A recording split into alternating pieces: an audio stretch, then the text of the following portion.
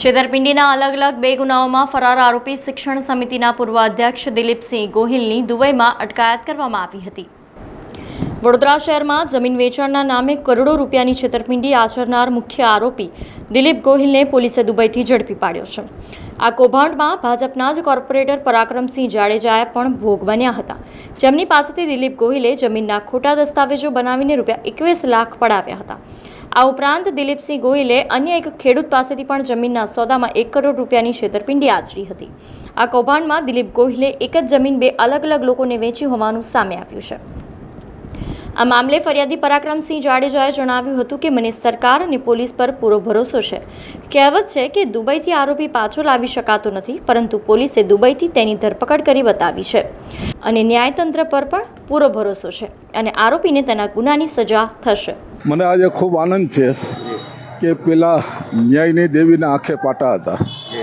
આપણા માન્ય પૂર્વ ચીફ જસ્ટિસ શ્રી ચંદ્રચૂડ સાહેબે આંખે પાટા દૂર કર્યા પછી આ નવું ભારત છે અને નવા ભારતની અંદર આ ન્યાયની દેવી દુનિયાના કોઈ પણ ખૂણે છુપાયેલા ગુનેગારને શોધી કાઢવાની સક્ષમતા ધરાવે છે અને એના જ પુરાવા રૂપે આજે મારી જાણ મુજબ દુબઈથી આ ગુનેગારને ઉઠાવી અને ભારતમાં લાવીને વડોદરાની અંદર લાવી અને પોલીસની અંદર રજૂ કર્યો છે। એટલે ન્યાયનું કામ કરે છે અને ભારતનું ન્યાયતંત્ર, ભારતનું પોલીસ ખાતું અને ભારતની આ કેપેસિટી આજે બધાએ જોઈ છે। કહેવત હતી કે ભાઈ દુબઈમાં ભાગી જાવ એટલે દુનિયાની કોઈ તાકાત તમને નહીં રોકી શકે।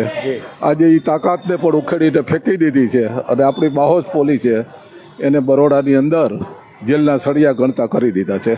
ચેરમેન એને ક્યારેય ગુરુ નથી કહી શકાતા, એટલે ક્યાંય ગુરુ હતા જ નહીં। ગુરુના નામે એક કલંક હતો।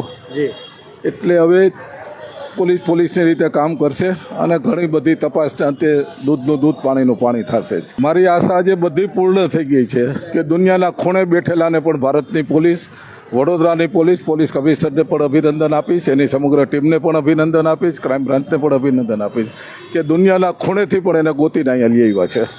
પોલીસે દિલીપ ગોહિલને દુબઈથી ઝડપીને વડોદરા લાવ્યા બાદ તેનું મેડિકલ ચેકઅપ કરાવવા માટે સયાજી હોસ્પિટલ ખસેડ્યો હતો।